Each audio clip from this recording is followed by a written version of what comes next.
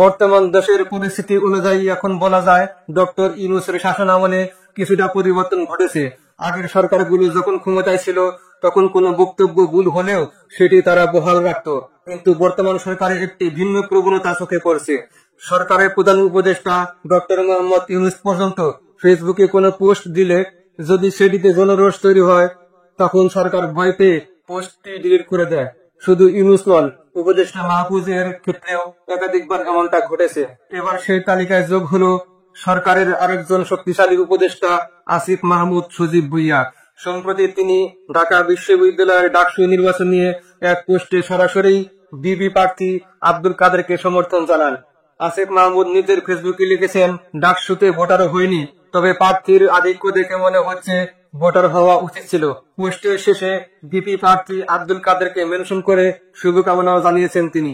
কিন্তু এর পরপরই সামাজিক মাধ্যমে সমালোচনা শুরু হয়। সমালোচনার মুখে কিছুক্ষণের মধ্যেই আসিফ মাহমুদ সেই পোস্টটি ডিলিট করেন। প্রশ্ন উঠছে, একজন সরকারি উপদেষ্টা কি ডাকসুর কোনো প্রার্থীকে প্রকাশ্যে সমর্থন জানাতে পারেন? এতে কি সন্দেহ জাগছে না যে সরকার হয়তো এই নির্বাচনে হস্তক্ষেপ করতে যাচ্ছে?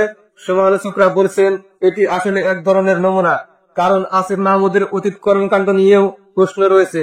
তার দুজন এপিএস ও প্রেস সেক্রেটারির বিরুদ্ধে দুর্নীতির অভিযোগ আছে, অথচ এসব বিষয়ে কোনো তদন্ত হয় না।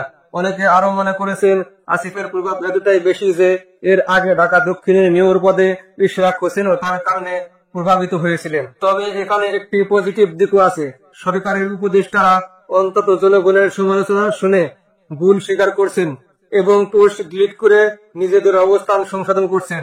এমনটা আগের সরকারগুলোর সময় দেখা যেত না। কিন্তু প্রশ্ন থেকেই যাচ্ছে, যদি আব্দুল কাদের এই নির্বাচনে বিজয়ী হন তাহলে কি এই জয়কে প্রশ্নবিদ্ধ করবে না? মানুষ কি ভাববে না যে পিছন থেকে আসিফ মাহমুদ কলকাঠি মেরেছেন? আমরা চাই ডাকসুতে একটি সুষ্ঠু নির্বাচন হোক।